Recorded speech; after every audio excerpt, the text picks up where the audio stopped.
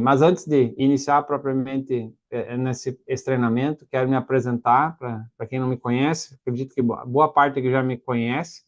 Eu sou Ezequiel Rosa, né? Sou buscador de respostas. Eu apoio pessoas e empresas a encontrarem respostas para os seus desafios. Então, vocês vão me encontrar no Instagram, @buscador de respostas. Vocês vão me encontrar no YouTube também, @buscador de respostas. E também lá no Spotify, onde a gente tem alguns áudios, alguns mais curtinhos, outros mais extensos, falando sobre os mistérios da mente, falando sobre as feridas emocionais, falando sobre várias coisas que podem, sim, ajudar você a encontrar uma resposta. Porque toda resposta está a uma pergunta de ser feita. Então, quantas perguntas você já se fez hoje, né? Quantas perguntas você costuma fazer para as pessoas? Einstein já dizia, né, que se ele tivesse um desafio e esse desafio dependesse a vida dele, se ele tivesse 1 hora, ele ia levar 55 minutos pensando em qual pergunta ele iria fazer para esse desafio. Porque a partir do momento que ele tivesse clareza de qual é a sua pergunta, né, a pergunta para o desafio, a resposta vem muito rápida, né, vem muito fácil. Então, com certeza, aqui eu vou trazer vários questionamentos para que vocês realmente confrontem as suas crenças, que é o nosso grande defensor, né? São as nossas crenças. Eles nos defendem dos perigos, né? Mas também protegem do novo, protegem das novas oportunidades, das novas possibilidades. Então, por isso que ninguém gosta de ser contrariado, mas é a partir do momento que você contraria as suas crenças, que você se permite pensar de uma maneira diferente, que você vai conseguir mudar, que você vai conseguir prosperar, que você vai conseguir avançar. Outra questão bem importante, né, como que vai funcionar esse nosso bate-papo aqui, nosso treinamento, eu vou discorrendo aqui, vou trazendo alguns tópicos, vou explicando. Se caso alguém tiver alguma dúvida, aqui embaixo, ó, tem um botãozinho reações ali, né? Aí tem para levantar a mãozinha, levanta a mãozinha ali, a gente para, troca uma ideia, conversa e depois então a gente vai evoluindo. A ideia é a gente concluir esse treinamento hoje por volta de 16 horas, né? Não passar disso. Se eu perceber que o bate-papo está animado, enfim, que de repente ele não vai conseguir concluir, aí eu vou dizer assim, olha, pessoal, a partir de agora, então, eu vou terminar o conteúdo, e aí, mais no final, eu abro mais uma vez para tirar alguma dúvida. Ok? Temos esse combinado? Então, tá bem. Vamos começar aqui. Eu vou abrir o mapa mental aqui que eu preparei para a gente guiar essa aula de hoje. Só validem para mim, por gentileza, se vocês estão conseguindo ver o mapa mental. Está na tela? Então, olha só, durante o nosso treinamento, aí, se você estiver gostando do treinamento, ó, tira uma fotinha aí, compartilha lá nos stories, aí marca o buscador de respostas, aí mostra que você está aprendendo, tá evoluindo, e vai ser muito, muito bacana aí a gente poder também mostrar para as pessoas que sim, nós temos dificuldades, estamos passando por um momento delicado, né, mas precisamos também evoluir, precisamos também crescer, assim como a gente colocou no grupo hoje pela manhã.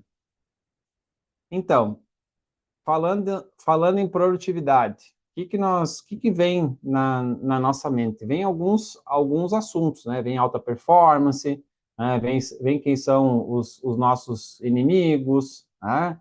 E aí nós vamos ver também como que o cérebro funciona nessa questão da produtividade, né? Nós vamos entender também, né, como que eu posso ter mais produtividade.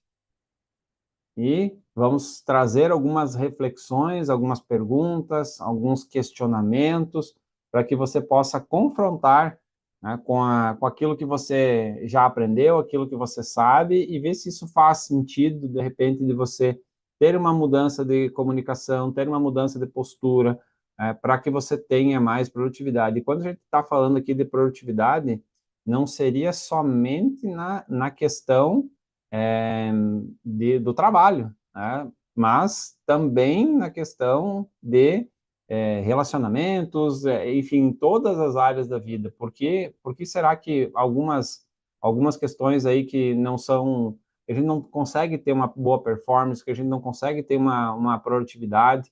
Então, a gente vai entender bastante sobre isso. E aí, depois, então, nós vamos fazer um encerramento. Vamos lá para o nosso primeiro tópico, então, vamos para o nosso cérebro, essa maquininha aí que é capaz de criar muitas coisas. Ao mesmo tempo, ela é inteligente e, ao mesmo tempo, ela parece não ser tão inteligente. Por isso que a gente precisa treinar ele.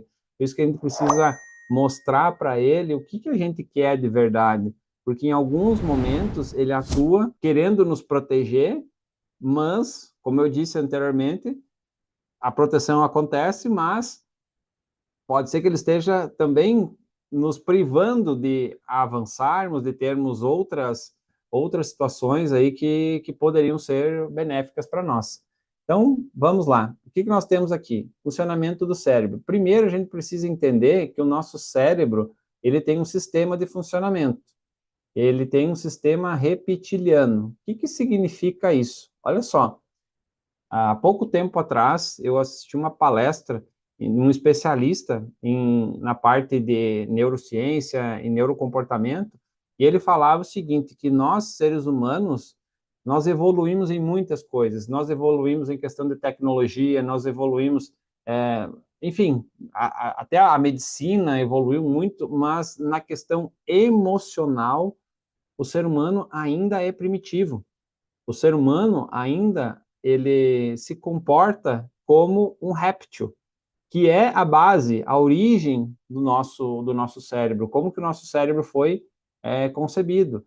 Então, para isso, a gente precisa entender que para cada estímulo que nós temos, seja, depois a gente vai ver ali na frente, o estímulo ele pode ser próprio, né, nós dando estímulos para o cérebro, mas esse estímulo também pode ser externo. Então, nós temos três situações frente a um estímulo: ou lutamos, ou fugimos, ou paralisamos. E é isso o que um réptil faz, né? Se você confrontar um animal, né, um réptil na essência dele, o que vai acontecer? Ele vai primeiro tentar fugir, né? Ele vai tentar lutar. Se ele não conseguir fugir, ele vai tentar lutar. E se ele não conseguir nenhum dos dois, ele vai simplesmente paralisar. Então, o nosso cérebro ele faz isso por quê? Se nós fôssemos pensar assim, hoje a gente sabe literalmente qual vai ser o dia que o cérebro vai ser desligado, que o nosso cérebro vai dar a última descarga elétrica para o nosso corpo e ele vai desligar, nós não temos como saber. Então, através de mecanismos de proteção, o nosso cérebro ele vai cada vez mais dosando essa energia com medo, né, essa produção de energia que um dia vai cessar. Então, ele sempre fica preservando, preservando, preservando. Então, ou ele vai, frente aos estímulos, lutar, ou ele vai fugir, ou vai paralisar. Então, ele sempre vai ter essa emoção primitiva de ter essa luta, fuga ou paralisia. Aí nós temos a questão também do cérebro consciente e do cérebro inconsciente. O cérebro consciente, ele em termos didáticos, ele compõe 3% do nosso cérebro aqui, né, da massa encefálica, e nós temos o inconsciente. Como que esse inconsciente ele é formado? Ele é formado através das nossas memórias, tudo aquilo que a gente viu, ouviu e sentiu, principalmente do zero, ainda no útero, até os 5 anos de idade, formou aprendizados, formou conceitos, ou formou aquilo que a gente chama de crenças, aquilo que nós acreditamos, o que é o certo, o que é o errado, o que é o bom, o que é o ruim, né? E todas essas experiências que nós vivemos geraram no nosso cérebro significados e experiências, né? Então, o que acontece? Essas experiências são como avenidas, ou como ruas, como caminhos. E o cérebro, como eu falei anteriormente ali, ele tende a repetir padrões, ele é reptiliano. Então, dificilmente ele vai estar aberto a algo que ele desconheça, porque num primeiro momento ele tende a blindar, a proteger essas ruas, essas avenidas, esses caminhos neurais que tem aqui dentro. Então, a partir de todo e qualquer estímulo externo, o cérebro, o consciente, ele vai blindar essas emoções aqui, esses registros aqui. Então, por isso que nós temos uma grande dificuldade em mudar hábitos, mudar comportamentos, porque o cérebro vai sempre, num primeiro momento, querer fazer a mesma coisa. Ele vai querer repetir aquilo, porque aquilo ele já conhece. Esses caminhos aqui já são conhecidos. E até ontem eu estava falando com uma pessoa e ela disse assim, nossa, eu venho para o trabalho sempre pelo mesmo caminho, eu estaciono sempre no mesmo lugar. Então, o que acontece? Essa pessoa, ela vai para o trabalho de uma maneira inconsciente. Aí, mas como assim? Ela estava acordada? Estava acordada, mas ela vai inconsciente. O consciente apenas dirige ela, né? Faz o movimento para ela chegar até lá. Mas a decisão e o como ela chegou lá, inclusive até a decisão de onde estacionar, é tudo inconsciente. Eu digo que eu estou aqui hoje, você está aqui hoje por um motivo inconsciente.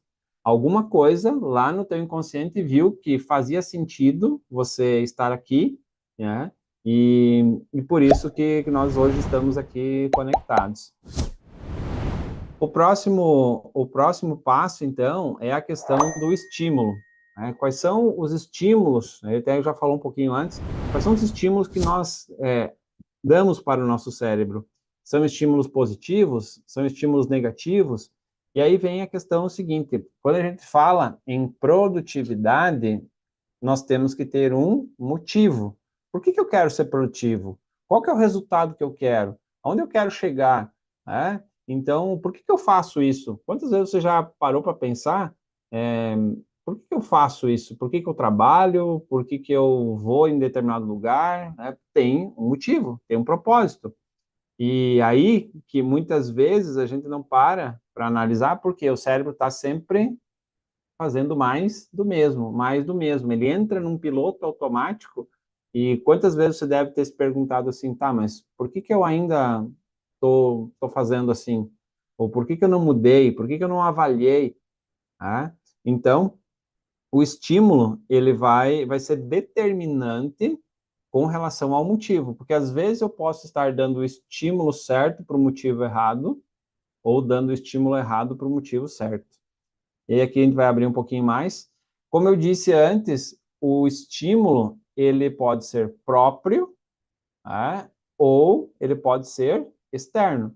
Então, quando eu crio as circunstâncias, quando eu dou estímulos para o meu cérebro, né, para que eu seja produtivo, quando eu digo, não, eu vou para a academia, eu vou fazer essa atividade até terminar, quando eu determino, eu mobilizo o meu corpo, eu mobilizo o meu pensamento para isso, então eu estou aqui até foi o que eu quis trazer aqui para vocês, que eu estou no controle. Eu estou determinando o qual é o estímulo, porque eu sei qual é a consequência desse estímulo e, principalmente, eu tenho clareza de qual é o resultado que eu quero alcançar. E muitas vezes até consciente de quais são os sabotadores ou o que eu possa estar fazendo para procrastinar ou para não alcançar esse resultado. Então, quando eu gero o estímulo intencional, tá? eu estou no controle. E, obviamente, que se eu estou no controle do estímulo, provavelmente o resultado vai acontecer proporcional. Né? E aí também a questão do controle, e esse controle, ele pode ser consciente e inconsciente. O que é o consciente? O controle consciente é quando eu sei que eu não tenho esse hábito, eu sei que eu ainda não gerei ainda a programação necessária para que eu faça isso sem ter que estar consciente, ou o controle já é inconsciente, de tanto que eu fiz aquilo, e obviamente que isso gerou um programa aqui, né?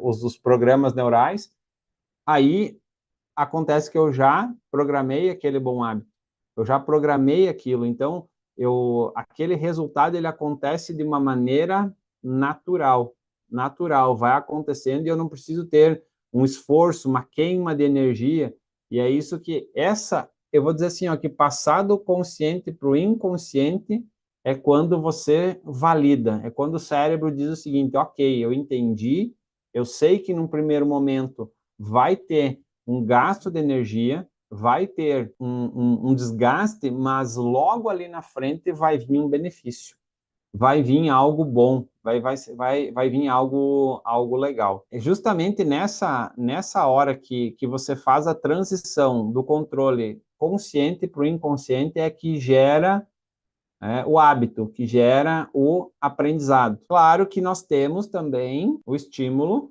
externo. A todo momento nós estamos sendo observados, estamos sendo questionados, estamos sendo alvejados por informações tanto visuais, tanto auditivas, quanto sinestésicas. Então, esse também é um grande desafio para a nossa produtividade.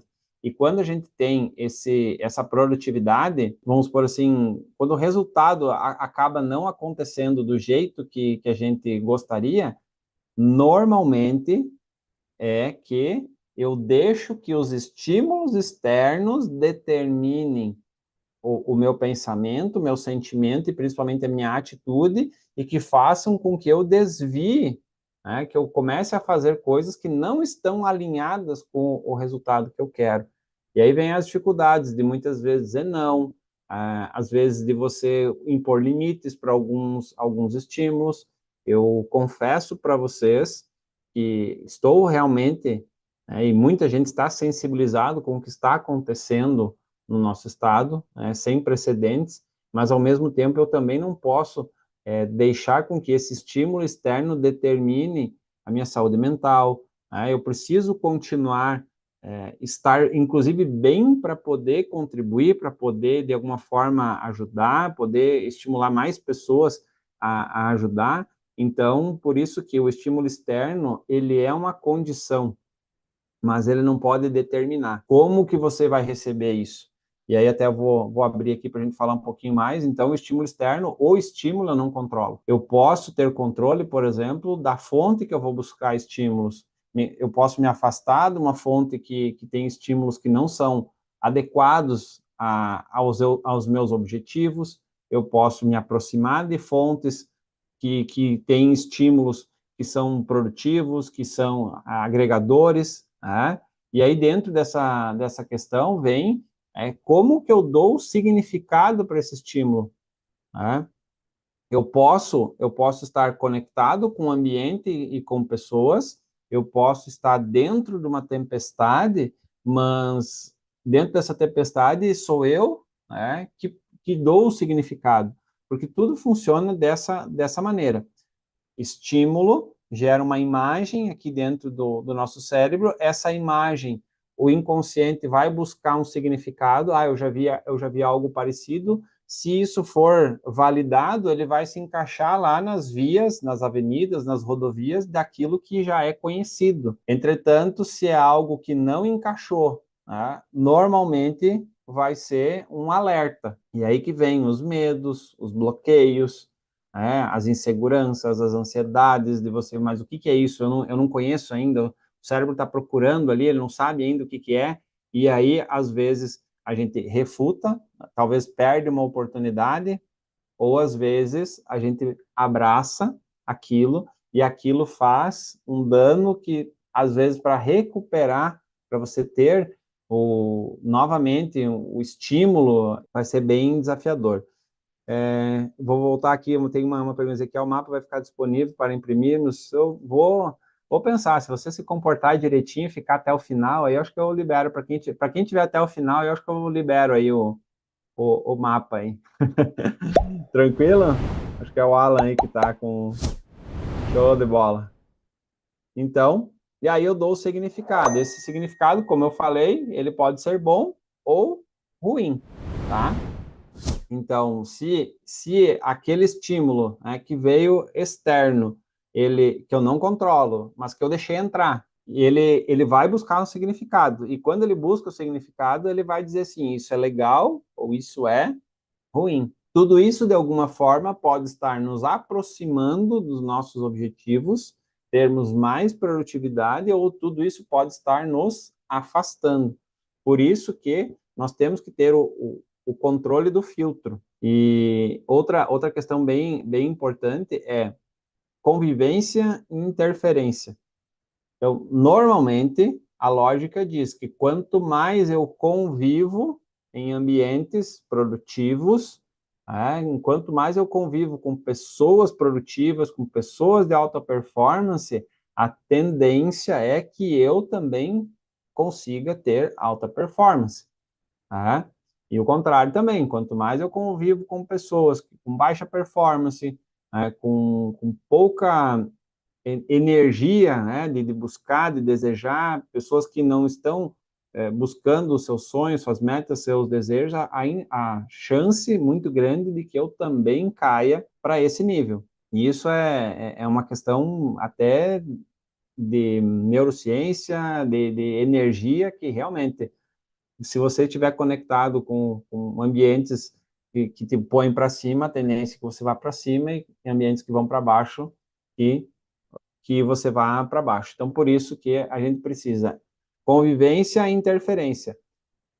Talvez, se eu estou num ambiente que não é produtivo para mim, eu não vou conseguir, conectado nesse ambiente, criar um sistema de proteção para que mesmo com a convivência, a interferência não ocorra, né? Às vezes eu preciso me afastar, então, desse ambiente, me afastar dessas pessoas, criar uma blindagem mental e emocional para depois voltar a me conectar com esses ambientes. Esse também é outra questão que interfere na nossa produtividade.